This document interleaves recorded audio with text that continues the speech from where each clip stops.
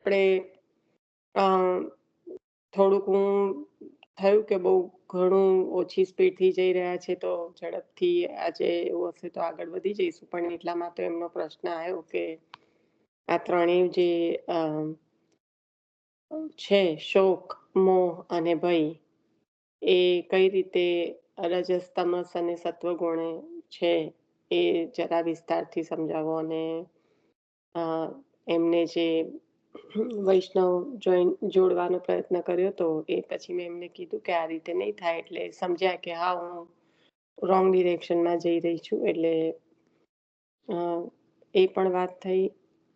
તો આ જે 3 ગુણ છે, એ કઈ રીતે અહીંયા આગળ ભાગવતકારે બતાવ્યા છે, એના સંદર્ભમાં લઈને પછી આપણે આગળ વધીએ છીએ. તો એક વસ્તુ એ છે કે ભાગવતજી કે ભક્તિ આપનાર છે, પણ કેવી ભક્તિ પ્રાપ્ત કરાવે છે. આજે રાજાએ પણ જે શિક્ષાપત્રનો જે શ્લોક લીધો, તો ભગવત ગુણગાન કેવા કરવાના? તો કે જે ભાગવતજીમાં કહેલા છે એવા.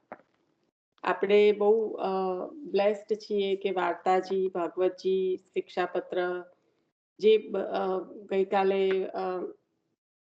અમારે તો પેલો ક્લાસ ચાલે છે, એમાં વલ્ભાષ્ટકમ ચાલે છે. એટલે એ બધામાં જે ભાગવતજીનો સંદર્ભ આવે છે, એ કેટલું વારંવાર દ્રઢ કરાવે છે. તો જે ભક્તિની વાત કરી, એ આ શોક, મોહ અને ભયને દૂર કરનારી ભક્તિ ઉત્પન્ન કરવા વાળું આ ભાગવતજી છે. એટલે ભાગવતજીમાં જેમ કહ્યું છે એ પ્રમાણે ગુણગાન કરો. હરિરાયજી જ્યારે આજ્ઞા કરી રહ્યા છે 11મા શિક્ષાપત્રમાં, કારણ કે 4 કર્તવ્ય જે વૈષ્ણવના બતાયા, એમાં પ્રથમ જ ગુણગાન કહ્યું.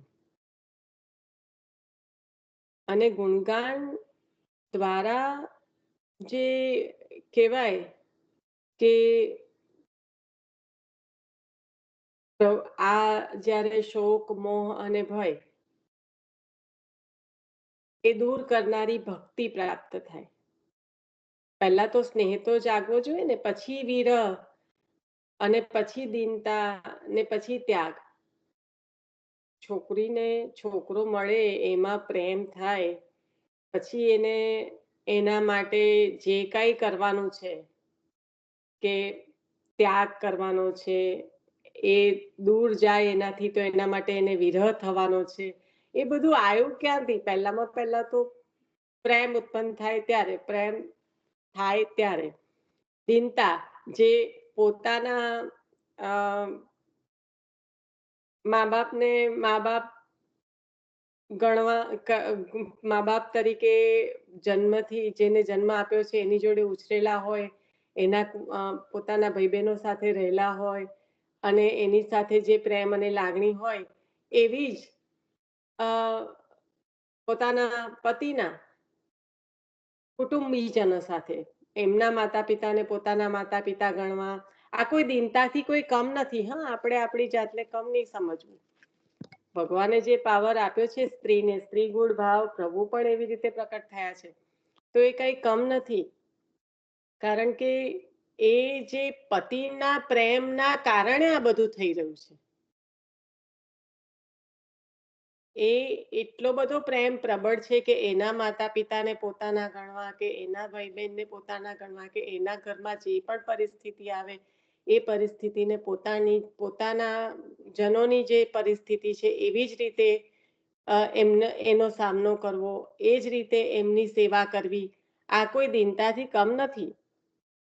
કારણ કે એ જે દૈન્ય ભાવ છે કે મારા પ્રિયતમનો આ પ્રિયજન છે, તેથી હું કરી રહી છું. આ લૌકિકની વાત છે, એટલે તુચ્છ લાગે છે, કારણ કે આપણે રોજ જે જીવતા આવ્યા છે, રોજ જે એમાં ને એમાં કઈ ગડબડ પણ થતી આવી છે. તો એ બધું અપાર્ટ ફ્રોમ ધેટ, એક આ હકીકત એ છે કે સ્ત્રીને જે સહનશક્તિ, સ્ત્રીને જે કહેવાય કે એક્સેપ્ટન્સ, સ્વીકારવાની શક્તિ, સહનશક્તિની સાથે સાથે સ્વીકારવાની, તો એ બધું સ્વીકારીને બધાના બીજા જે કહેવાય કે પારકા હોય એને પોતાના કરવા એટલે કે સ્વીકારવાની જે શક્તિ અને એમના માટે જે કંઈ કરવું પડે એ સહન કરવાની શક્તિ. તો એ જે અમ, છે સ્ત્રીમાં એ કોઈ દીનતાથી કમ નથી. કારણ કે તમારું બધું સર્વસ્વ જતું કરીને બીજાને ત્યાં આવીને એના પ્રમાણે રહીને એ રીતે એના દુઃખને પોતાનું જાણીને કરવાનું એ એક દીનતાનો એક કારણ કે દીનતા એ કોઈ દેખાડવાની ચીજ નથી. મમ્મી પપ્પા બોલવાથી મમ્મી પપ્પા કોઈના થઈ નથી જતા આપણા. એના માટે કેટલું કરવાનું હોય, કેટલી સેવા કરવાની હોય ત્યારે એ શક્ય બને છે. તો એ દીનતા એક ભાવ છે. એ ભાવના અંતર્ગત એ પ્રેમની લાગણીના અંતર્ગત એ ભાવ પ્રકટ થાય છે અને એ ભાવ પ્રકટ થવાથી જે કાંઈ સ્ત્રી કરે છે પોતાના અ, પતિના પરિવાર માટે એ શક્ય બને છે. તો આ જે દીનતા, ત્યાગ, વિરહ એ પહેલા આપણે 4 કર્તવ્ય પર વાત કરી રહ્યા છે. થોડુંક વધારે સાઈડ ટ્રેક નથી થતા કોઈ પણ રીતે, ડોન્ટ વરી. પણ આ જે 4 કર્તવ્યો બતાવ્યા કે પ્રથમ કર્તવ્ય છે ગુણગાન. તો એ ગુણગાન ભક્તિ ઉત્પન્ન કરાવવા વાળું છે. અને એ ભક્તિ ઉત્પન્ન કઈ રીતની થાય છે? તો કે આ ગુણગાન ભાગવતજીમાં કહેલા ગુણગાન શ્રવણ કરતાની સાથે જ શોક, મોહ અને ભયને દૂર કરનારી ભક્તિ ઉત્પન્ન થાય છે. હવે ભક્તિ ઉત્પન્ન થઈ પછી દીનતા, વિરહ અને ત્યાગ. તો આ ક્રમે ક્રમે જે શિક્ષાપત્રમાં બતાવ્યું છે અને આપણે શિક્ષાપત્ર આજે પૂર્ણ કર્યું છે અને અહીંયા એનો સંદર્ભ પણ બહુ સારી રીતે છે એટલા માટે ખાસ લીધું કારણ કે ત્યાં આગળ બાંધે બારે હરિરાયજી પ્રભુ કહે છે કે ગુણગાન કરવા તો કયા કરવા, તો જે ભાગવતજીમાં કહેલા છે એ પ્રમાણે કરવા, જે ભાગવતજીમાં આપેલું છે એ પ્રમાણે કરવું. અને એટલે આચાર્ય ચરણે નિત્યમાં ભાગવતજીની વાત કરી છે. સેવાય અંબા કથાય અંબા. કાલે તો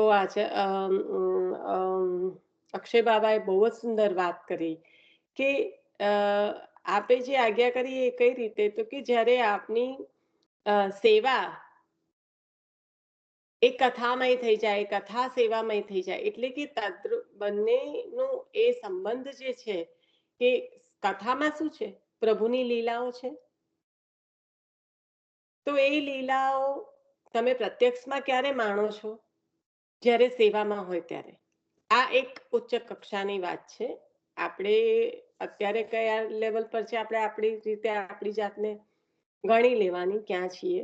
પણ કહેવાનો મતલબ કે જ્યારે તમે સેવામાં કથાને માનતા થઈ જાઓ, કથામાં સેવાને માનતા થઈ જાઓ, કથામાં સેવાને ચલો સેવામાં કથાને માનતા થઈ જાઓ એટલે કે સેવામાં જે કંઈ પ્રભુની લીલાઓનું અવગાહન કર્યું છે કથામાં એ લીલાઓનું અ, અ, ધારો કે પ્રભુના શૃંગાર થયા છે તો જે બહરા પીડમ નટવર વપુ જે રૂપનું વર્ણન સુખદેવજી મહારાજ કથામાં કરી રહ્યા છે એવું સુંદર સ્વરૂપ આપણી સમક્ષ આવી ગયું છે સેવામાં. તો એ સેવામાં કથા આવી છે. કથામાં સેવા કઈ રીતે, તો જ્યારે કથામાં હોય અને પોતાના પ્રભુની યાદી આવી જાય અને જ્યારે ગોચારણ લીલાની વાત ચાલતી હોય, યુગલ ગીતની વેણુ ગીતની વાત થતી હોય તો મારા પ્રભુ અત્યારે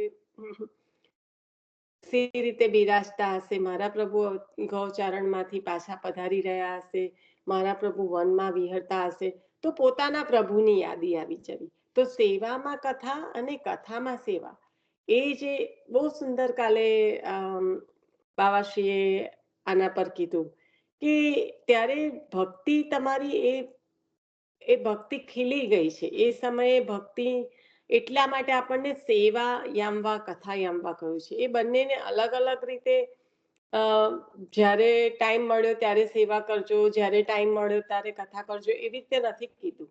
સેવા યામવા કથા યામવા દ્રઢ્યાસક્ત યથા ભવે. તો આ જે છે અહીંયા આગળ ભાગવતજીમાં પ્રભુનું વર્ણન જ એ રીતે છે કે જેમાં એને સાંભળતા જ જે જીવને થતા શોક, મોહ અને ભય એ દૂર કરીને ભક્તિ પ્રકટ થાય છે. એટલે એ દૂર કરનારી ભક્તિ, કારણ કે એ દૂર નહીં થાય ત્યાં સુધી પ્રભુમાં સ્નેહ જે સંપૂર્ણ રીતે થવો જોઈએ એ થવાની શક્યતા નથી. કારણ કે પ્રભુમાં સ્નેહ થાય, પોતાને દુઃખ પડે તો એ દુઃખ દૂર થઈ જશે. પ્રભુનું આટલું કરીશ તો એ સ્નેહ નથી, એ વ્યાપાર છે, જે આપણે વ્યવહારમાં ઘણી બધી જગ્યાએ કરતા હોઈએ છીએ. પણ અહીંયા તો પૂર્ણ નિષ્કામ સ્નેહની વાત છે. હવે જે હતું કે શોક રજોગુણનું કારણ, મોહ તમોગણથી થાય અને ભય સત્વગુણથી લાગે છે. તો મિલનબેનનું કેવું હતું કે એમાં જરાક વિસ્તારથી લેજો. તો હવે શોક રજોગુણનું કારણ કહ્યું કે જ્યારે એવું કે છે કે ભાગવતજીનું શ્રવણ માત્ર કરવાથી પરમ પુરુષ પુરુષોત્તમ ભગવાન શ્રી કૃષ્ણમાં શોક મોહ અને ભયને દૂર કરનારી ભક્તિ ઉત્પન્ન થાય છે. પ્રભુમાં ઉત્પન્ન કેવી રીતની ભક્તિ થાય છે? તો કે શોક મોહ અને ભયને દૂર કરનારી. હવે આ જે ગુણ છે એ પ્રકૃતિના ગુણો, એટલે કે જે આધિદૈવિક પ્રભુની શક્તિ અને એમાંથી પ્રકટ થયેલા આ સત્વ રજસ તમ ગુણ, કે જેના પરિણામે જ પ્રકૃતિ, જે કહેવાય કે સૃષ્ટિનું નિર્માણ થયું છે, જેના દ્વારા પ્રભુએ જ્યારે નિર્માણ કર્યું ત્યારે જ આપણે આપની આધિદૈવિક શક્તિ માયાને પ્રકટ કરી, અને માયામાંથી આ ત્રણ ગુણ પ્રકટ થયા છે. તો તો એનું નિવારણ તો થઈ શકે એવું જ નથી. એટલે આચાર્ય ચરણે આપણને એને વાળવાનું કીધું છે, મોડવાનું કીધું છે. પણ અહીંયા જે કહેવા માંગે છે કે શોક એ રજોગુણનું કારણ છે, મોહ તમોગણથી થાય છે અને ભય સત્વગુણથી લાગે છે.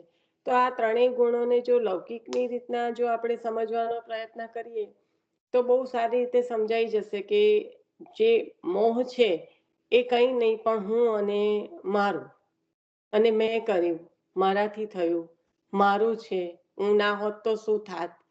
આ જે એક પ્રકારનો જે મોહ છે જીવને, કે જે અહંતા અને મમતાનું કારણરૂપ છે. મોહ દ્વારા પ્રકટ શું થાય છે? અહંતા અને મમતા. તો આ જે મોહ છે એ તમોગુણ, કારણ કે એમાં તામસી વૃત્તિ કઈ રીતે છે? મારું. કારણ કે મારું છે, હું હું કરું છું, મારું છે, એ પ્રેમ પણ જગાડે છે અને એની સાથે સાથે અહંકાર પણ જગાડે છે. કઈ રીતનો? પ્રેમ એટલે કેવો? નિસ્વાર્થ પ્રેમ નથી. કારણ કે સ્વાર્થની ભારોભાર ગંધ હોય છે લૌકિકમાં. આપણે એને સ્વીકારીએ કે ના સ્વીકારીએ, પણ કંઈ પણ અગર લૌકિકમાં આપણે કરી રહ્યા છે તો એમાં આપણે માની લઈએ કે સ્વાર્થ નથી. એ કદાચ આપણી, કહેવાય કે એક જાતની અજ્ઞાનતા, મૂળતા, અજ્ઞાન પણ નહીં કહું, મૂળતા, કે આપણે જો એવું માનતા હોઈએ તો દરેક સંબંધો જે છે એમાં કોઈ ને કોઈ રંચક સ્વાર્થ રહેલો હોય છે. તો એ સ્વાર્થ પરાયણ પૂર્વકનો પ્રેમ અને અહંકાર જગાડનારો આ મોહ, જે અહંતા અને મમતા. તો આ મોહમાં જે હું અને મારાપણું છે એ તમસ ગુણ છે. અને જ્યારે રજોગુણ, તો રજોગુણમાં શોક કેમ કહ્યું કે શોક રજોગુણનું કારણ છે?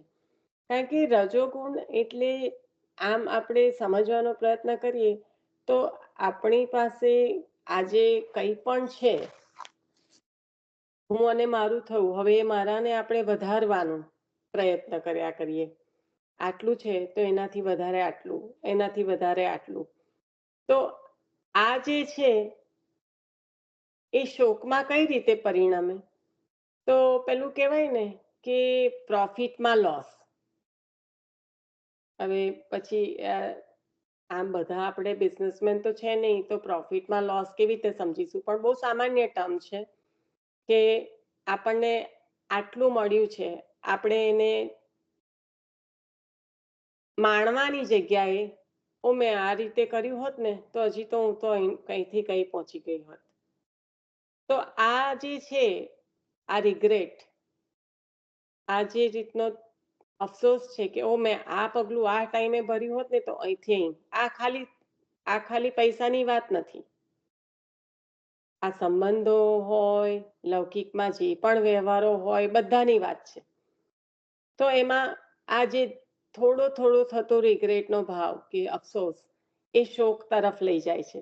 તો તમે અત્યારે છે એને નહીં માણવા કરતા ઓ આનું આમ કર્યું હોત તો મને આ રીતે મળ્યું હોત, એના એના રિગ્રેટમાં, એના અફસોસમાં એ શોક પરાયણ થઈ જાય છે. એટલે એ શોક ઉત્પન્ન કરનારું થઈ જાય છે. તો એ રજોગુણ છે. અને પછી જે કંઈ છે એ ચાલ્યું જશે તો શું થશે એનો ડર, એ ભય છે, એ સત્વગુણ છે. તો આવી રીતે 3 ગુણ બતાવ્યા જે જીવની સાથે લાગેલા જ છે, રજસ તમસ સત્વ. અને એ ઉત્પન્ન શું કરાવે છે તો કે શોક, મોહ અને ભય. સામાન્યમાં સામાન્ય વાત કરું કે અ, સોનું છે તો હવે સોનાની સમજ બધાને જ છે. એમાં ભણતરની પણ જરૂર નથી, એમાં બુદ્ધિની પણ જરૂર નથી. એ એક સામાન્ય છે જે બધાને મળેલું જ છે જીન્સમાં. તો આ મારું છે, મારું છે, મારા છોકરા ભણશે ત્યારે જોઈશે, આમ છે તેમ છે, બધું પ્લાનિંગ પ્લાનિંગ. આહા, તમારે એમાં તમો ગુણ, મારું મારું મારું થઈ ગયું. પછી જો ભાવ વધારે અત્યારે થયો, ઓછો હતો ને ત્યારે આટલું લઈ લીધું હોત ને તો કેટલું થઈ ગયું હોત અત્યાર સુધીમાં. રજોગુણ થઈ ગયો.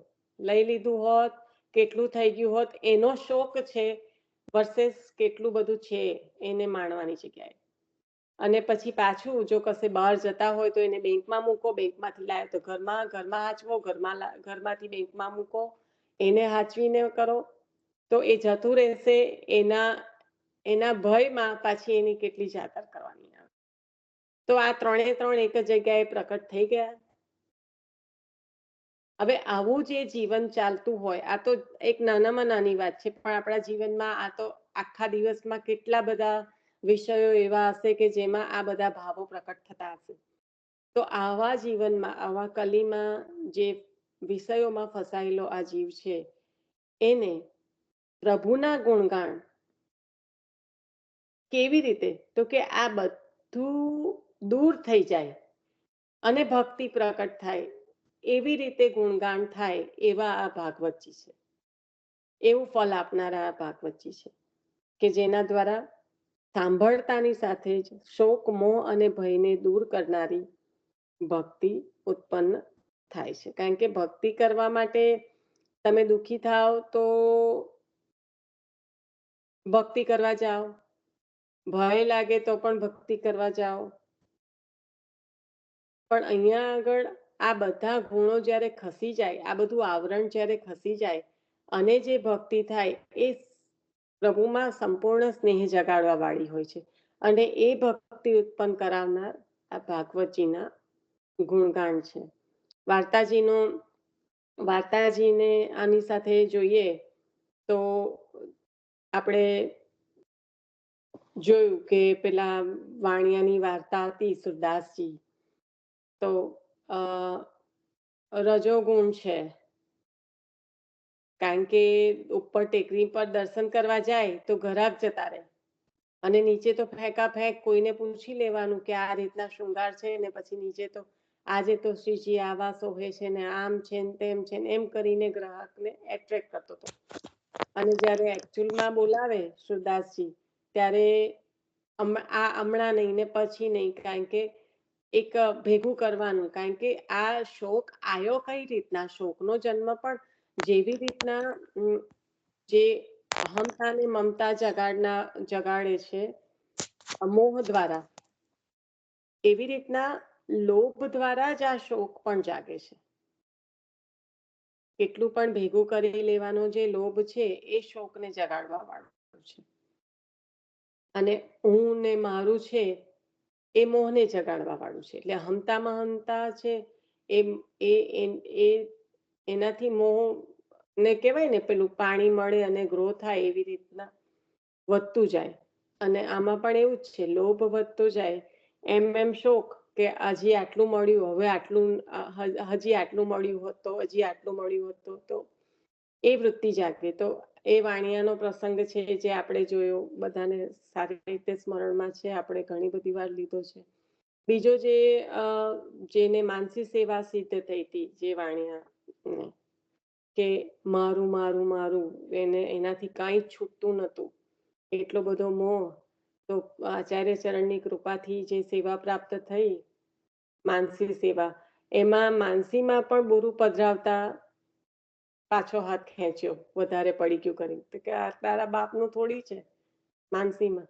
પણ એ જે છે તમો ગુણ, મોહ, મારું મારું, અને જે છૂટવું નહીં. અને ભય તો આપણે હમણાં જ સંગીતાબેને એક જે પ્રસંગ હતો, સંગીતાબેને કે કોણે લીધો તો મને યાદમાં નથી, પણ જે હોય અને પાસેથી જો ચાલ્યું જશે તો એનો ભય, એના સંદર્ભમાં મને પ્રસંગ યાદ તો હતો, પાછું મગજમાંથી નીકળી ગયું છે. હું યાદીમાં આવે એટલે તરત લઉં છું.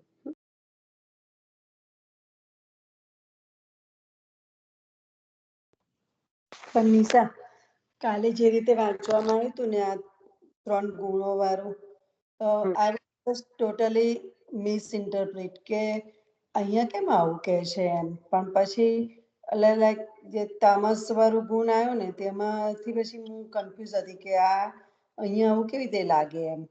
પણ હવે ખબર પડી. લાઈક મને પછી જે તમસ ગુણ આવે ને ત્યાર પછી ખાલી મને એક જ યાદ આવે, એક જ 252 વૈષ્ણવ. પછી પણ અત્યારે ખબર પડી. તમને નાગજી ભટ્ટ જ યાદ આવતા હશે ને, તમો ગુણ એટલે ગોવિંદ. મને નાગજી ભટ્ટ જ પહેલા યાદ આવે. હા, પણ એટલે મિલનબેને પણ એવું જ કીધું કે આને, અને આપણે પ્રયત્ન કર્યો છે હજી પણ કંઈ પણ હોય તો એમાં કોઈને પણ કંઈ પણ પ્રશ્ન હોય તો ડેફિનેટલી આપણે પ્રયત્ન કરીશું. ગોવિંદ તામસી હતા એટલે અહંકારથી સેવા કરતા હતા. જો અહીંયા આગળ જે એક વસ્તુ સારી રીતે સમજી લો, એટલે મને જ્યારે મિલનબેને પણ વૈષ્ણવ લખ્યા ત્યારે મેં એ જ કીધું કે ગોવિંદાસ ભલ્લા છે તો એ ક્ષત્રિય અહંકારી છે,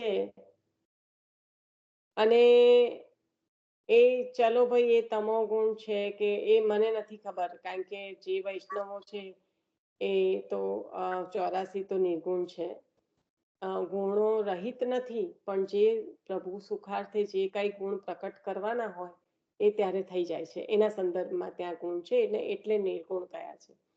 હવે આ બધા ભક્તો છે ને ત્યાં અલૌકિકમાં આ બધા ગુણો અલૌકિકમાં પ્રકટ જ્યારે થાય ત્યારે બાધા કરવા વાળા નથી રહેતા. એટલે અહીંયા આગળ જે ગુણોની વાત કરી છે ને એ આ લૌકિક જીવોને જે કહેવાય કે બાધા કરાવનારું છે, તો એ શ્રીમદ ભાગવતજીને સાંભળતા જ આ જે શોક, મોહ અને ભય દૂર કરનારી ભક્તિ ઉત્પન્ન, ત્યાં આગળ આટલો ભેદ સમજો જ્યારે આ વૈષ્ણવોને કનેક્ટ કરો ને ત્યારે, કે આ વૈષ્ણવોને પ્રાપ્ત થઈ ચૂક્યું છે ભક્તિ આચાર્ય ચરણની કૃપાથી. ગોવિંદાસ ભલ્લાએ જે રીતે સેવા કરતા હતા એ કોઈ સામાન્ય લૌકિકમાં પડેલા જીવન માટે શક્ય હોય એવી સેવા નથી. તો ત્યાં ભક્તિ તો પ્રાપ્ત થઈ ચૂકી છે. આ તો ભક્તિ ઉત્પન્ન કરાવે છે, ઉત્પન્ન થાય છે. શ્રી ભાગવતને સાંભળતા જ શોક, મોહ અને ભયને દૂર કરનારી ભક્તિ ઉત્પન્ન થાય છે. શોક, મોહ અને ભયને દૂર કેમ કરવો જરૂરી છે? કારણ કે તો જ નિષ્કામ નિસ્વાર્થ ભક્તિ પ્રકટ થઈ શકે છે. જ્યાં સુધી હૃદયમાં વિષયો લાગી પડેલા છે ત્યાં સુધી શોક, મોહ અને ભય તો છે જ, અને જો એ શોક અને ભયના કારણે લાગેલા વિષયો જો સતત હૃદયમાં છે, તો કેવી રીતે પ્રભુનું સ્મરણ કે ચિંતન કે મનન કે દર્શન થઈ શકશે? નહીં થઈ શકે. તો ભાગવતજી આવી ભક્તિ પ્રકટ કરાવવા વાળું છે પ્રભુમાં. ભગવતી પાસે ખ્યાલ આવે છે. યા યા એટલે વૈષ્ણવોને બહુ જ આપણે એટલા માટે હું કહેતી હોઉં છું કે જ્યારે વૈષ્ણવોને જોડવાનો પ્રયત્ન કરો ને, ત્યારે બહુ બારીકાઈથી વિચારો. કારણ કે જ્યારે ગોકુલનાથજી પ્રભુ એવું કહેતા હોય કે આજે ભાગવતજી નહીં, ભાગવતજીનું ફળ પ્રાપ્ત થયું છે, તો એ વૈષ્ણવોના જે ચરિત્રો છે એમાં કેટલા ગૂઢ રહસ્ય ભરેલા હશે. જ્યારે ભાગવતજી જ આટલી ઉત્તમ કક્ષાએ છે અને એનું ફળ જો આ વૈષ્ણવો હોય, તો આ વૈષ્ણવોના ચરિત્રોમાં કેવા રહસ્યો હશે.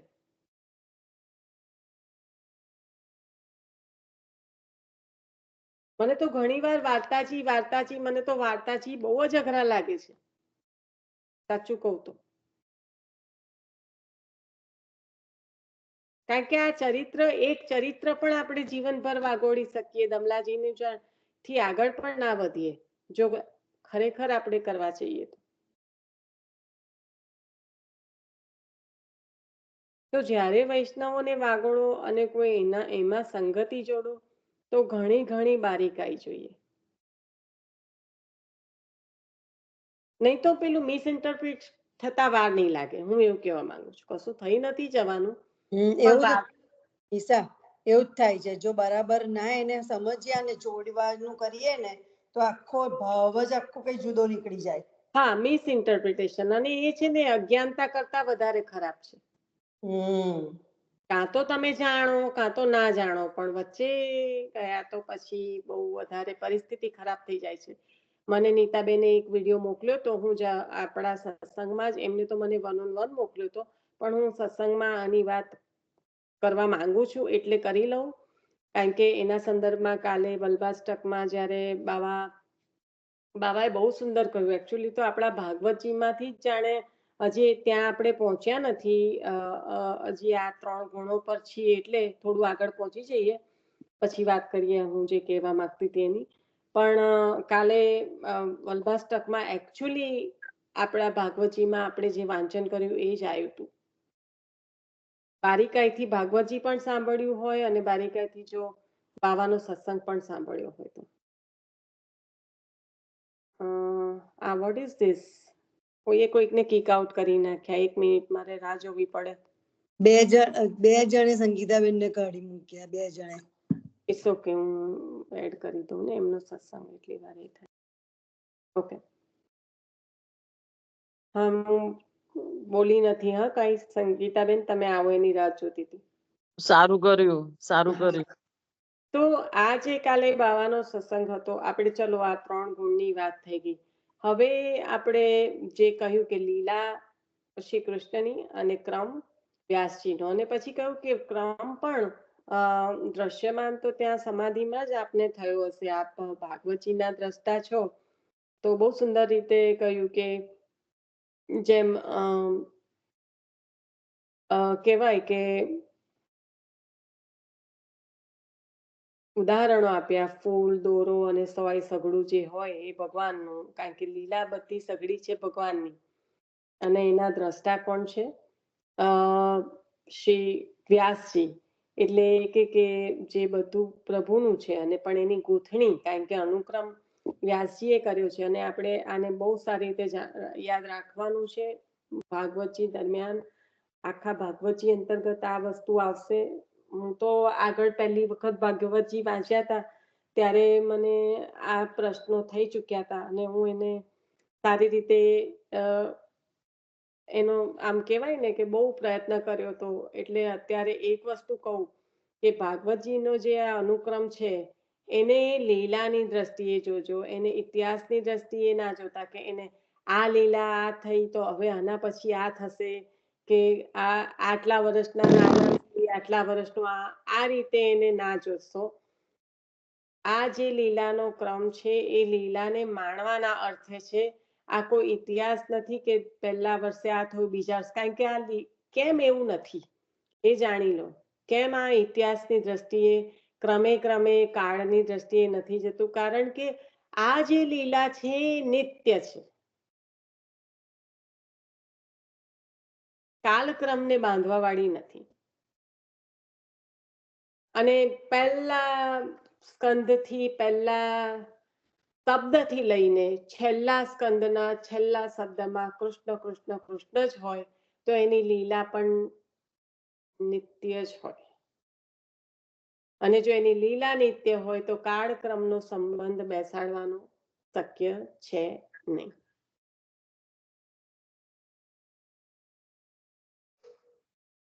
તો આ જે વ્યાસજી છે એમને ગોથણી કરવા વાળા કયા, એટલે કે જે લીલા છે એ પ્રભુની, સઘળું પ્રભુનું, અને એને જે કહેવાય કે એનો ક્રમ રજૂઆત કરવાનો લીલા અને સ્વરૂપનો પ્રભુનો, એ વ્યાસજીનો. અને એ પણ સમાધિમાં જ નક્કી થયો હશે. અને એ ક્રમે શ્રી સુખદેવજીને ભણાવ્યું અને એ શ્રી સુખદેવજી છે એમને ગાયું. તો વ્યાસજી એ દ્રષ્ટા છે કે સંયોજક કે નિર્દેશક છે લીલા વિષ્ણુની, એટલે કે પૂર્ણ પુરુષોત્તમની. વ્યક્ત કર્યું વેદ વ્યાસજી, એટલે કે વિષ્ણુની જ્ઞાન કલાએ, અને વિસ્તાર કર્યો શિવ અવતાર શ્રી સુખદેવજીએ. અહીંયા બ્રહ્મસૂત્રમાં જ્યારે કે છે ત્યારે પરબ્રહ્મનું જે વર્ણન છે ભાગવતજીમાં, પછી એને થોડું કહેવાય કે બાયપર્ફિકેશન કરીને કે વિષ્ણુ, શિવ, બ્રહ્મા, એટલે ઉત્પત્તિ, સ્થિતિ અને લયના સંદર્ભમાં ભાગવતજીમાં. પણ મુખ્યત્વે બ્રહ્મનું જે સ્વરૂપ છે અને પછી એના દ્વારા જે આ ઉત્પત્તિ, સ્થિતિ અને લય પ્રમાણે જે જઈ રહ્યું છે, એટલે અહીંયા આગળ વિષ્ણુ એવી રીતના કહ્યું, પણ એમાં લીલા વિષ્ણુની કહ્યું, પણ કૌંસમાં પુરુષોત્તમ લખેલું જ છે. કારણ કે જે પુરુષોમાં ઉત્તમ એવા પરબ્રહ્મ પુરુષોત્તમ પછી જે કહેવાય કે ઉત્પત્તિ, સ્થિતિ અને લયના આધારે જે ફાટા પડ્યા એ પ્રમાણે અહીંયા છે. પણ લીલા તો પુરુષોત્તમની છે. તો આ પુરુષોત્તમની લીલા એના દ્રષ્ટા, એટલે કે વ્યક્ત કરનારા, જ્ઞાન કલા અવતાર સ્વયં વેદવ્યાસજી, અને એનો વિસ્તાર કરનારા શિવના અવતાર સ્વયં એવા શ્રી સુખદેવજી. તો લીલા પ્રભુની જોઈ, એટલે કે દ્રષ્ટા એ સ્વયં ભગવદ અવતાર, અને ગાયું કોણે?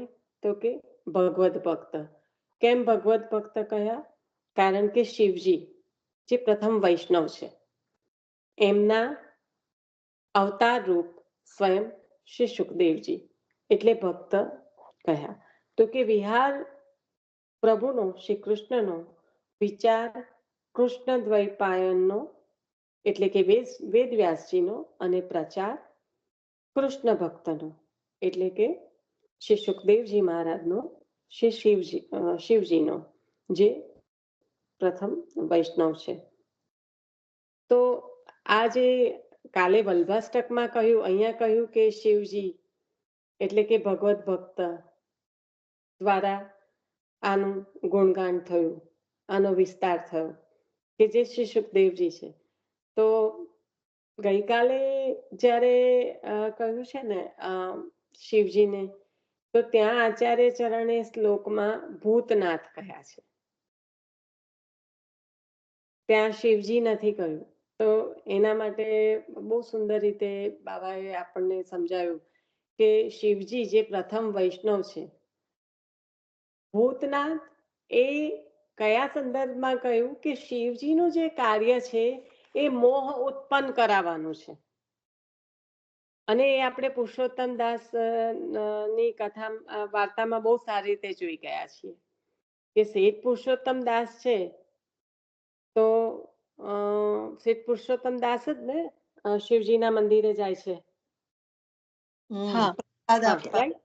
તો એ ત્યારે પ્રભુએ આજ્ઞા કરેલી છે કે આ કાશીમાં બધા જ એમની જેમ એમની પાછળ પાછળ વૈષ્ણવ થશે તો પછી પુષ્ટિ પ્રવાહ મર્યાદાનો ભેદ તો સૃષ્ટિ પ્રકટ થતા પહેલાનો થઈ ગયેલો છે અને એ ભેદ પ્રમાણે થવું જરૂરી છે.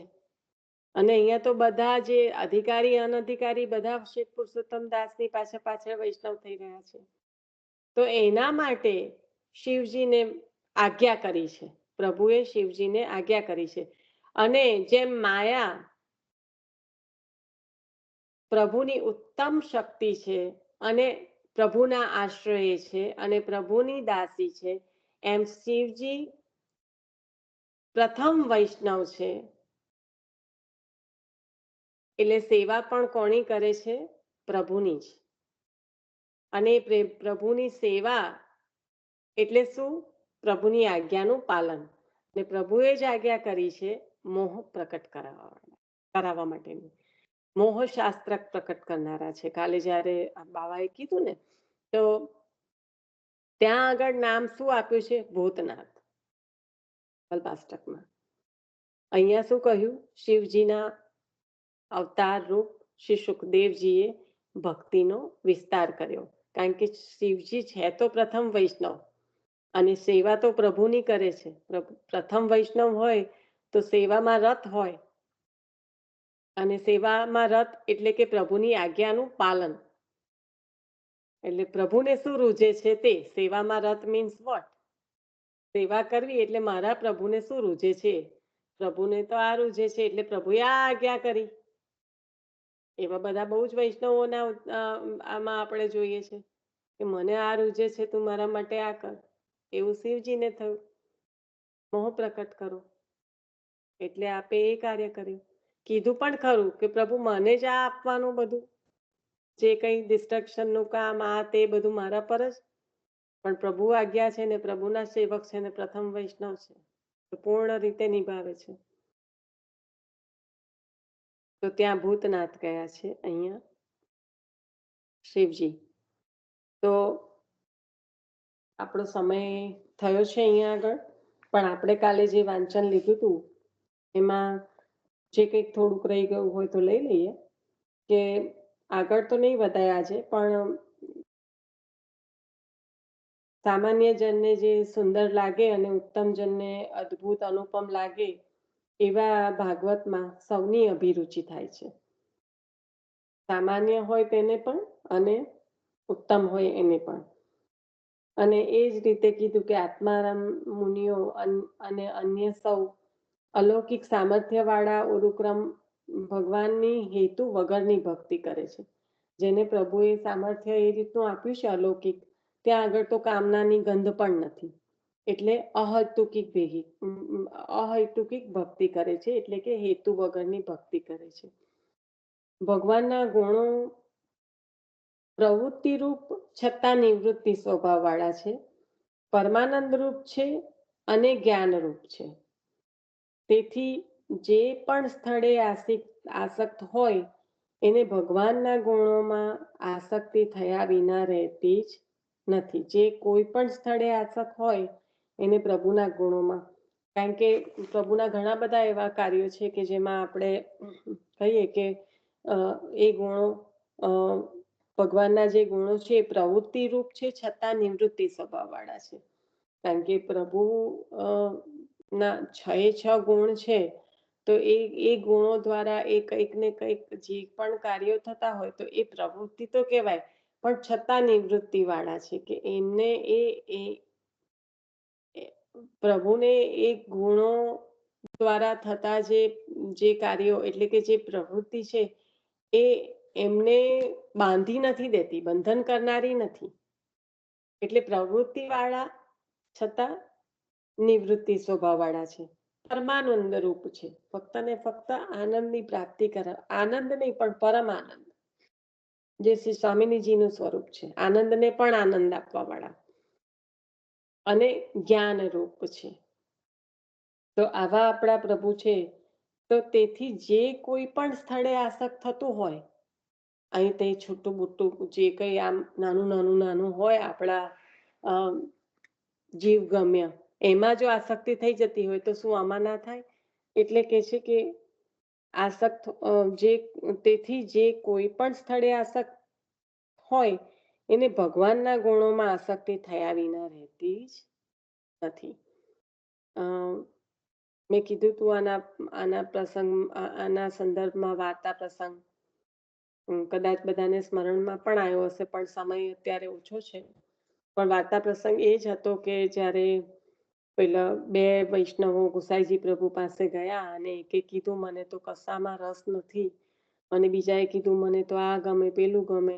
તો એને આસક્તિ હતી લૌકિકમાં. તો એને કહ્યું કે તું સેવા કર, કારણ કે તો એની આસક્તિ પ્રભુમાં થશે. જેને કઈ જ નથી પસંદ એને પછી પ્રભુ કેવી રીતે પસંદ પડશે? તો કીધું કે આવા જે આપણા પ્રભુનું સ્વરૂપ છે, તેથી જે કોઈ પણ સ્થળે આસક્ત હોય તેને ભગવાનના ગુણોમાં આસક્તિ થયા વિના તો રહેશે નહીં, એટલે કે પ્રભુ એટ્રેક્ટ કરશે નહીં એવું તો બનશે નહીં. તો અહીંયા આગળ આપણે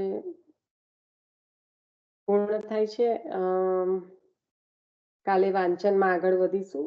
નીતાબેને જે મોકલ્યું હતું એમાં કાલે બાવાએ જે કહ્યું ને કે અસન્ન વૃત્તિ અને આ જે છે મોહ શાસ્ત્ર, તો એના કારણે જે આ બધું આપણે માર્ગમાં પણ જે જોઈ રહ્યા છીએ અને એમાં થઈ હતી ઘણી બધી બાવાએ ખુલાસો કર્યો હતો કે કોઈ પણ કારણોસર કે હવે બધું ચાલ્યું છે કે દંડવતી પરિક્રમા, તો કોઈ કામના અર્થ કે પછી કંઈક જે પણ હવે ઘણું બધું એવું ચાલતું હોય છે. તો એમાં માળા પહેરામણીની વાત થઈ હતી અને બાવાએ કહ્યું કે માળા પહેરામણી પણ ખરેખર છે શેના માટે અને કરવાની શેના માટે ચાલુ કરી દીધી છે એમ. એટલે બેનું બહુ મોટો એ છે, કારણ કે છે તો એટલા માટે કે તમારા જે પહોંચી ગયા છે વડીલ કે જે પણ એ ગૌલોકમાં પ્રાપ્ત થયા છે એનો ઉત્સવ છે, નહીં કે ગૌલોકની પ્રાપ્તિ થશે એના માટે. એટલે નીતાબેને મને એક વિડીયો મોકલ્યો, તો બધાને ખબર જ હશે આ ધવલભાઈ પટેલ છે, થોડીક એમ જાણકાર છે લાગે છે વાત પરથી. મેં એમના વિડીયોઝ જોયા છે. નીતાબેને જોયો એ તો મેં ખાલી મોકલ્યો, એ તો ખાલી મેં થોડીક વાર માટે 5-7 મિનિટ માટે જોઈને હું સમજી ગઈ કે શેના સંદર્ભમાં છે. વિડીયોઝ આવા બધા ઘણા ફરતા હોય છે.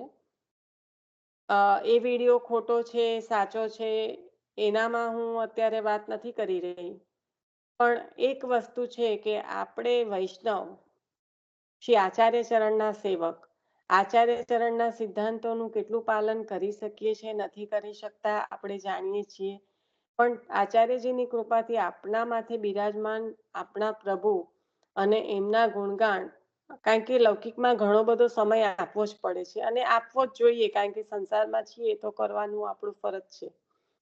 પણ એના સિવાયના સમયમાં જે પણ કઈ સમય મળે એ ભગવત ગુણગાનમાં જાય, નહીં કે આ બધી વાતમાં. કારણ કે આમાં એક વસ્તુ એ છે કે વિડીયોમાં ઘણું બધું છે કે માળા પહેરામણી તો આ કઈ આપણું, અને આપણે જાણીએ જ છીએ કે ઘણા બધા એવા પ્રકારો સંપ્રદાયમાં ચાલે છે કે જે ખરેખર આચાર્ય ચરણના સિદ્ધાંતોમાં કે એમાં 252-84 પણ કોઈ જગ્યાએ એનું કોઈ પણ પ્રકારનું વર્ણન છે નહીં, અને સિદ્ધાંતો સાથે પણ એની સંગતિ થતી નથી.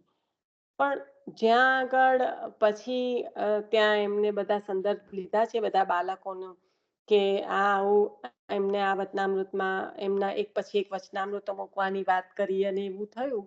મેં નથી જોયો વિડીયો, બંધ કરી દીધો છે, કારણ કે જ્યાં બાળકોની વાત આવે, એક વસ્તુ સમજો કે વલ્લભકુલ છે, વલ્લભ આપણા ગુરુ, પણ આપણા ગુરુ સુધી આપણે જે બ્રહ્મ સંબંધની દીક્ષા દ્વારા પહોંચી શકીએ એ વલ્લભકુલ. અને વૈષ્ણવો માં પણ એવું હોય કે આજે મારી એ દ્રષ્ટિથી હું આ કરીશ તો આ થઈ જશે, તો એ મારી સ્વાર્થ પરાયણતા છે. અને એ સ્વાર્થ પરાયણતાના કારણે હું બાળક પાસે પહોંચી જઉં અને બાળક એ સરળ કહેવાય, બાળક એટલે સરળ, અને એના કારણે જો મને એ કરવા માટે ના કે, અથવા તો એ હું જે કહી રહી છું એ માં મને પૂરેપૂરો એ હોય કે ના, મારે હું આમ કરીશ તો આ જ થશે, તો ત્યાં આગળ ગોટાળો આપણી સકામતાનો અને આપણા સ્વાર્થનો પણ છે. તો જ્યાં આપણો વાંક હોય ત્યાં આપણે દુનિયામાં બીજા બધાનો જોવા કેમ જવાનું? કોઈ બાળક તો તમને આવીને એવું નથી કહેતા કે તમે માલા પૈરામણી કરો, આ તમારા વડીલ જતા રહ્યા છે. પણ એમાં આપણી પણ કોઈક સકામતા છે, આપણે પણ કોઈક વ્યવહાર દેખાડવા છે, આપણે પણ દુનિયાને બતાવવું છે. કોઈ આની પાછળ આ કર્યું તો હું મારા આની પાછળ આ કરીશ. તો કયા કયા ભાવો હૃદયમાં રહેલા છે, કોના હૃદયમાં, એની તો આપણને જાણ નથી. તો આ બધામાં નહીં પડતા એ 15 મિનિટનો વિડીયો આપણો ટાઈમ બગાડે. હું એવું નથી કહેતી કે જ્યાં આગળ જાણકારી ના લેવા જેવી હોય કે જ્યાં આગળ કશું ખોટું થતું હોય ત્યાં આંખો બંધ કરી જવી, હું એવું નથી કહેતી, પણ આપણને પૂરેપૂરું ભાન હોવું જોઈએ કે આપણે શું કરવાનું છે. અને આ ગોલોકમાં જે આપણા વડીલ ચાલ્યા ગયા છે, રોજ ઉત્સવ કરો ને, રોજ વિનંતી કરો, સખિયા યાદ દીવાવત રહ્યો, કે તમે તો પહોંચ્યા, અમારી પહોંચ પણ ક્યારે કરાવશો? રોજ ઉત્સવ કરો ઠાકોરજીમાં, રોજ યાદી દીવલાઓ સખીને, કે સખિયા યાદ દીવાવત રહ્યો. કોણ ના પાડે છે? જાહેરમાં ક્રમ કરવાનું તો કોઈએ નથી કીધું. એટલે એ એક દરેક જણની ઇન્ડિવિજ્યુઅલ વિચારસરણી પર આધાર છે. એટલે આવામાં સમય નહીં બગાડતા જો આપણે, અને બીજું સમય એ રીતના કહું છું બગાડવાનો, એટલે હું એવું નથી કહેતી કે જાણકારી નહીં, પણ જ્યાં જ્યાં વલ્લભ કુળની જો કોઈ પણ એ પ્રકારની વાતો થતી હોય કે જે આપણે સાંભળવાથી પણ આપણને એમાં એ પડવાનો હોય, તો આપણે એનાથી દૂર રહેવું સારું. નિશા, કાલે અક્ષયભાઈ આના માટે એક શબ્દ કીધો હતો ને કે પછી વૈષ્ણવ આવીને એવું કે હા મને આવું કરવું છે, તો બાળક તો સરળ છે, પણ પછી હવે બાળકને કરે શું, આજ્ઞા આપી દે, એ શું શબ્દ કીધો હતો કાલે આની પર જે વાત કરી હતી ને? મને શબ્દ એવી રીતના નથી યાદ આવતો તમે જે કહેતા હતા. કાલે જે આના બાબતે પણ આજે વલ્લભકુલ, હા, એના લીધે જ મેં જ પણ કર્યું. અત્યારે એવું જ ચાલી રહ્યું છે. જો ને અત્યારે કોઈ હરિબાવાનો ક્લિપ બધી બહાર ફરે છે અપરસને લઈને, કે યશોદાજી તે વખતે સ્તનપાન કરાવતા તો શું વારે ઘડી અપરાશ કરવા જતા? પણ એવું નથી વિચારતા કે યશોદાજી કોણ હતા, એ કયો યુગ હતો, અત્યારે કયો યુગ છે, ત્યાર પછી વલ્લભ પધારે, વલ્લભે શું આજ્ઞા કરી, એવો વિચાર નથી કરતા. આ ક્લિપ પાછા બધા લોકો ફોરવર્ડ બી કરે છે. એની આગળ શું કીધું, પાછળ શું કીધું, એ કોઈ સાંભળવાનો પ્રયત્ન નથી કરતા. પણ ખાલી અત્યારે બંધ બેસતું આ અત્યારે આપણને ચાલુ લાગુ પડે કે આ રૂઢિચુસ્તન માંથી બહાર નીકળવાનું, એટલે એનો ઉપયોગ અત્યારે લોકોએ કરવા માંડ્યો. આ ક્લિપ એટલી બધી ફરે છે, એટલી બધી ફરે છે. અને જે વૈષ્ણવ છે, સેવા કરે છે, સત્સંગ સાંભળે છે, એવા વૈષ્ણવો જયારે આવી ક્લિપ ફેરવે છે, ત્યારે ખરેખર એવું થાય છે કે આપણે ખરેખર સત્સંગને સમજીએ છીએ. આવું પ્રોત્સાહન ના અપાય, આ ક્લિપ ના પર અમારી પાસે 8 ગ્રુપમાંથી આ ક્લિપ આવી છે. એટલા માટે કઉ છું કે આવું ફોરવર્ડ ના થાય. ના, ફોરવર્ડ કરનારનો વાંક જ નથી, સાંભળનારનો વાંક છે. સાંભળે છે ત્યારે ફોરવર્ડ કરે છે ને બીજાને. પણ ફોરવર્ડ કરે એટલે બીજો સાંભળવાનો, અહીંયાથી આપણે હા, પણ સાંભળે છે ત્યારે ને, જવાબદારી છે. મેં સાંભળ્યું ત્યારે મેં ફોરવર્ડ કર્યું. પણ હું એ જ વસ્તુ કહેવા માંગુ છું કે તમે અને ફોરવર્ડ કરો તો તે અત્યારે સાંભળ્યું તો તું ફોરવર્ડ કરનારને સામે લખ કે તમે આને મિસ ઇન્ટરપ્રિટ કરી રહ્યા છો. કોઈક એક્શન લેવા પડે. નિશાબેન, હેલો નિશાબેન, કેટલા જણને હેલો. મને બધા હેલો. હા નિશાબેન, હા બોલો. મેં એ જ કહેતી હતી, કારણ કે મેં જયારે સાંભળ્યું તો મને એકદમ દુઃખ થયું કે બાવાશ્રી નું આવ્યું ને, એટલે મને થાય કે આપણે વળી બાવાશ્રી ના દોષ જોવાનો આપણો કોઈ રાઈટ નથી, ઓકે ને. એટલે મેં કીધું કે આ ભાઈ કેવું હશે, એટલે મેં તમને મોકલ્યું. મેં કીધું ના મને તમે તો કેવું મોકલ્યું એટલે મેં કીધું કે આ વાતની સત્સંગમાં વાત થવી જરૂરી છે ને, એટલા માટે મેં કાલે બાવાની જોડે આ પાછી વાત કરી. બાવાને આ હા માલા હા પહેરામણી અંગે મેં રેકોર્ડિંગ બંધ બાવાને કરી દેજો, રેકોર્ડિંગ બંધ કરી દો. સાઈડમાં રેકોર્ડિંગ મેં બંધ કરી દો. પ્રશ્ન ના આપણે કશું ખોટું નથી કરી રહ્યા. It's okay. પોઝિટિવ નથી હા વિચાર, નેગેટિવ આટલો વિચાર વધારે તો કોઈના દોષ પણ એટલે મેં આ બાવાને છે ને માલા પહેરામણી અંગે હા કાલે ચેટમાં લખ્યું, કારણ કે જે અચ્છા આ જ વિષય પર ચાલી રહ્યું હતું કે ભૂતનાથ હમ, એના પર આવ્યું અને આ જ વિષય પર ચાલી રહ્યું હતું કે આપણી હા સકામતાના કારણે આપણે ગિરિરાજજીમાં આટલું દૂધ ચડાવો હા કે પરિક્રમા કરો કે આ કરો, એટલે પછી મેં માલા પહેરામણીનું પણ લખ્યું.